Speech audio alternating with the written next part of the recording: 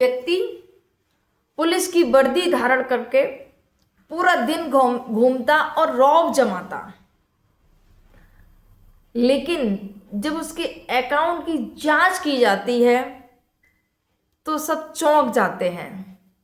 आखिर कौन था ये व्यक्ति जिसके अकाउंट में इतना सारा पैसा पाया जाता है और वो इतना रौब जमाता था वर्दी का, और एक नहीं बहुत सारे लोगों को उसने ठगी का शिकार बनाया। हाँ जी, क्या है पूरी कहानी जानने के लिए बने रहिएगा पूरी वीडियो में। आप सभी को मेरा प्रणाम, मैं सरिता राठौर। फ्रेंड्स, कैसे हैं आप सभी? आशा करते हैं आप सब अच्छे होंगे, अपना और अपनी फैमिली का ध्यान रख रहे होंगे। फ्रेंड्स, आज की मैं सच्ची घटना बताने जा रही हूँ। एमपी की है, मध्य प्रदेश की उज्जैन की देवास की।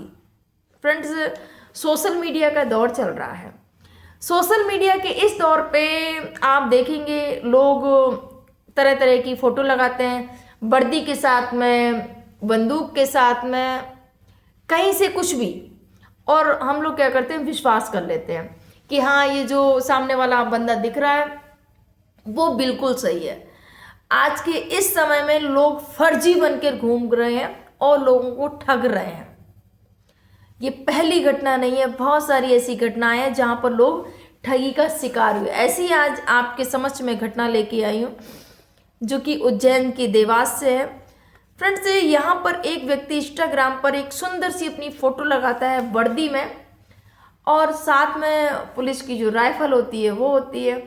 अब जब ये फोटो लगती है इंस्टाग्राम पर या किसी भी सोशल मीडिया के उस पर, तो बस लोगों को तो यही लगता है कि ये जो सामने वाला जो बंदा है जिसने पिक लगा रखी है ये सच में पुलिस में है, किसी सरकारी उसमें है और कोई अधिकारी है। क्योंकि ये जो व्यक्ति था जो गिरफ्तार हुआ आरोपी, वो खुद कभी कभी अपने आप को डीएसपी, कभी कभी एसपी, कभी कभी दरोगा, अलग अलग चीज़ें लोगों को पोस्ट बताया करते थे और ठगा करता था। कहीं प्लॉट के उसमें, कहीं ट्रांसफ़र की ट्रांसफ़र करा देंगे हम, आपका इतना पैसा लगेगा, क्योंकि अपने आप को बड़ा अधिकारी बताते थे। कभी कभी दरोगा भी, सबसे अलग अलग। और आईडी भी बनवाई थी, झूठी आईडी भी उन्होंने, जहाँ पर शाहजहाँपुर के एक फोटो स्टूडियो से उन्होंने नकली पुलिस आईडी बनवाई थी, और बिल्कुल पुलिस की वर्दी में हूबहू। क्योंकि रहन सहन इनकी जो शुरुआत होती है, आपने उज्जैन में 2016 में सिंगस्त मेला लगा था। सिंगस्त मेले के दौरान जो होमगार्ड की जो भर्ती होती है, होमगार्ड की उनको नौकरी मिली थी, जॉब मिल गई थी उस समय। क्योंकि मेले का जो आयोजन होता है बहुत बड़े स्तर पर होता है, तो वहाँ पर इनको होमगार्ड की जॉब मिल गई।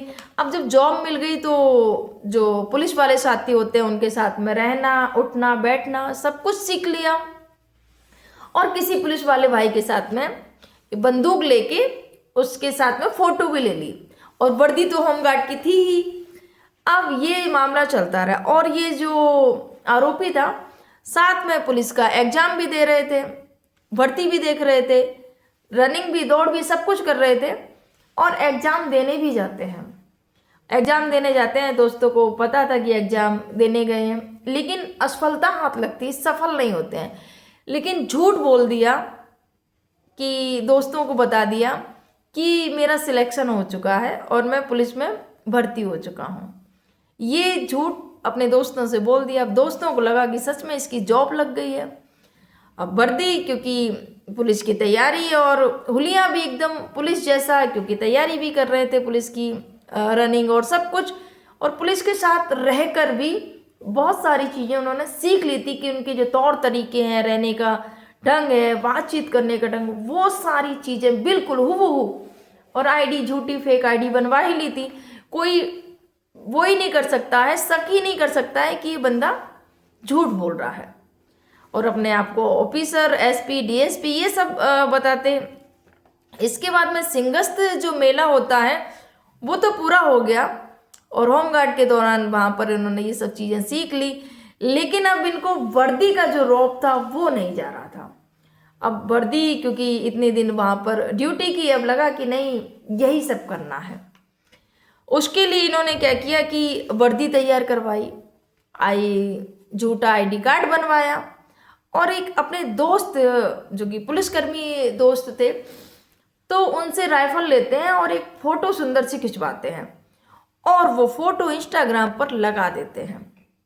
अब जब वो फ़ोटो लगती है तो लोग देखते हैं कि हाँ ये तो पुलिस में है, ये कोई अधिकारी है। बात करते हैं, ट्रांसफ़र की बात होती है, प्लॉट यहाँ पर वहाँ पर जहाँ जहाँ।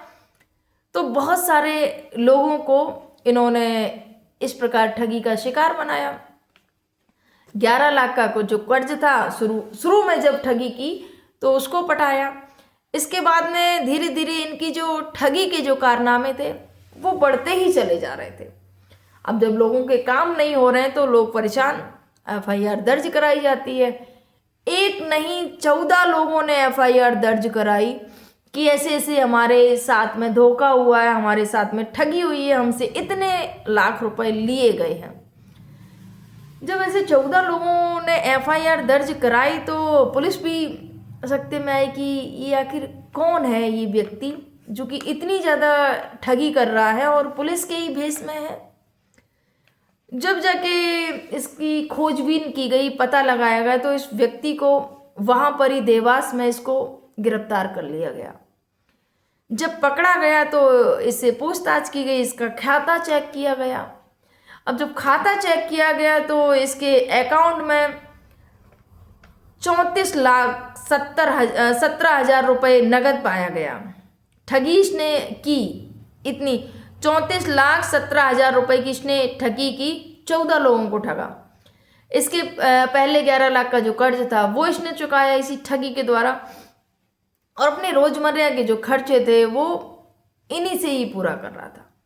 ये जो वर्दी पहन के रौब दिखाता और सब जगह अपनी वर्दी की उस पर लोगों से ठगी करता कि हाँ कि मैं इसमें हूँ और अपनी आईडी भी दिखा देते। अब जब आईडी कोई सामने वाला बनवा लेता है लोगों को लगता है कि सच में ये पुलिस में है और कोई अधिकारी है।